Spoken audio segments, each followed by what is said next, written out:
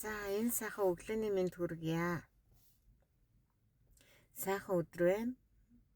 Найзуудаа энэ сайхан өглөөний мэндийг дахин хүргэж байна. За тэгээд өнөөдөр юу ярилцах вэ гэвэл надаа би чамд хайртай гэд ийм ном бичсэн байгаа би.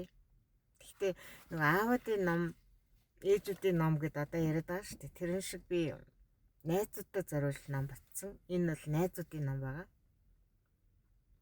Ангийнхаа хүүхдүүдэд найзуудаа зориулж бичсэн найзуудын ном байна. Ингээд би чамд хайртай хайрын бэлэг. Хүний тухай ном гэдэг. Яаж цэцгэлэн 2015 онд бичижсэн. Тэгээд энэ манай ангийнхнагаа ангийн хүүхдүүдэд чулуу гэж нэрлээд толгуур чулуу, эр чулуу, дүүгэрийн чулуу, ивүүрийн чулуу, ховор чулуу, цүлх чулуу, хатан чулуу гихчлэн бүгдээрэнд нь зориулж ийм эссе бичсэн байгаа. Дурсамж эссе. Тэгээд тулгуур чулуу гэдэг манай ангийн дарга инх хоёр гэдэг охин байдаг. Тэрэндээ зориулаад тулгуур чулуу гэдэг ийм эссе бичсэн байдаг. Тэгээд ер нь найзуудаа зориулж ном бичнэ гэдэг бас сонирхолтой юм байлээ. Тэгээд айгу хөөрхөн зарим хүмүүс энийг уншиж үзчихэд би ч гэсэн ангийнхандаа зориулж бичүүлмээр байна гэсэн санал бол аягүй хэржсэн. Тэгээд би болохоор энийг нэг зүрх сэтгэлээсээ бичсэн найзуудаа зориулж бичиж байгаа юм болохоор надад аягүй хэлбэр байсан баг. Тэгээд хүний найзуудын тухай яг яриулж байгаа бичиж болох байх л та. Гэтэ хүний найзуудын тухай бичнэ гэдгсэн чинь би бас зориглог байгаа. Тэгээд өнөөдөр толгуур чулуугийн зөвхөн эхнээс нь уншдаг юм уу гэд манай ангийнхан, манай толгуур чулуу, манай ангийнхан, манай ангийн хүүхэд хэлэхтэл бодготл энэ үе ямар дотно гэдгийг та мэднэ. Шууд л ангийнхан чинь нүднийт нь өмнөр гүйлдэж байгаа гэж. Манай анги 13 эрэгтэй, 13 эмэгтэй хүүхэдтэй байлаа. Нэг нь хичээлдээ ирэхгүй бол нэг хүүхэд сандгаараад ивгүй. Сурлаг, урлаг, спортоор сургуульдаа толгой цогтөгч зүггүй тэрслүүгээрээ бас л дээгүүр давхих. Өнөөдөр би тэднийг дурсахтаа нэгийг нь ч мартахгүй нэр овгойг нь шууд бичиж байгаадаа өөртөө талархав. Тэдвэн миний сэтгэлийн лавринд өөр өөрийн байрыг ихэмсгээр эзлэн өмчрөгсөн нь юутай бахтай. Манай ангийн даргын албыг эрэгтэй нэртэй охин ашдаг юм. Бид ангийн дарга гэдгийг нь дэггүй багын зангаар мартаж орхидогч бидний өмнөөс багшид зэмлүүлэн зогсоход нь гинэт сэхэрч өмөрч өрөвдөн хэсэгтээс сүрхий томоождогсон. Маник хөвгүүттэй нийлэн цэвэл саднан багшийн айлгуур геометри хичээлийг таслан цонхоор оргоцгоон кино үзэхээр явцгаахад тэр шир намб заан үлдэх нь хариуцлага байж. Зарчимч ажил хэрэгч хариуцлагатай хүүхэд гэдгийг багш туршлагаараа мэдэж ангийн дараагаар томилсон юмсанч гэр бүл дүү нарынхаа өмнө маш их хариуцлага өөртөө сайн дураараа үүрдэг байсныг нь одоо санаж байна. Олоолаа байж ганцаараа юм шиг хичээгээд байхаар гайхдаг байж үлээ. Бас дарга маань хинтээш илүү дотносохгүй хинээс нь ч илүү хол хөндөй биш харьцаж биднийг зангидж чаддаг байсан нь одоогийнхоор жинхэнэ чадварлаг удирдагч ажээ.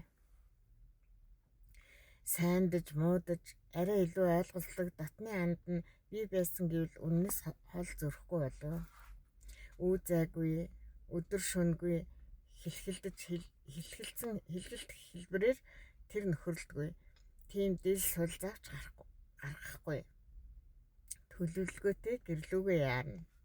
Бид хоёр бүхэл бүтэн нэгэн 10-ны турш бараг өдөр бүр уйлцдаг ярилцдаг байсан ч өөрхлийн дэвтэр гэсэн улаан хавтастай тэмдэглэлийн дэвтрээр харилцсан хамаг нууцаа дэлгэцгэн биенийхээ дотоодод нэвтэрдэг байсан юм. Дэвтэртээ зөвхөн хоёр биенийхээ л тухай бичдэг болохоос хин нэгний тухай ховд живсэхгүй сайн байж тээ. Ямар хөвгүүн таалагддаг гэдэл нууц зөндөө байлгүй яах вэ охид юм чинь. Харамсалтай нь бид хоёрын өөрхлийн нандин дэвтрийг хулгайч авчихсан ч тарих зүрхэнд бичигдэн үлдсэн элбэг дэлбэг зүйл ихэхөө.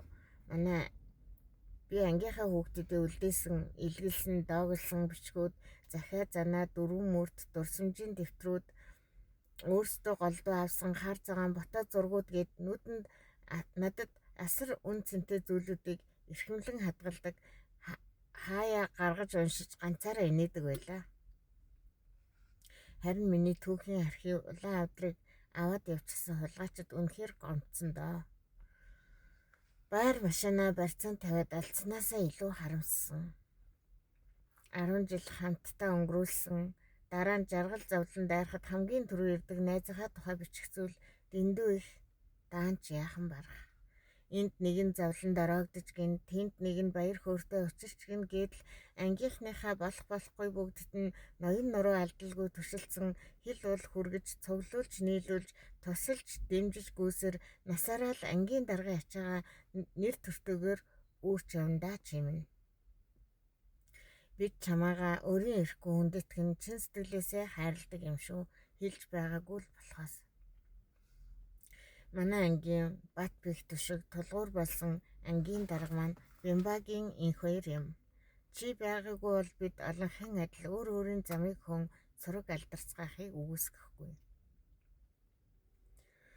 Энэ ертөнцийн сайн сайхан хүмүүний үлгэр болсон найз минь одоо Булган аймгийн ерөнхий агрономч хэмээх хүндтэй албыг хариуцлагатай хашиж явна. Хань Чимбат хоёр сайхан хүүхдийнхээ аз жаргалын наран эрхэмсэг бүсгүй минь инээмсэглэл цацруулан алхаж яваа.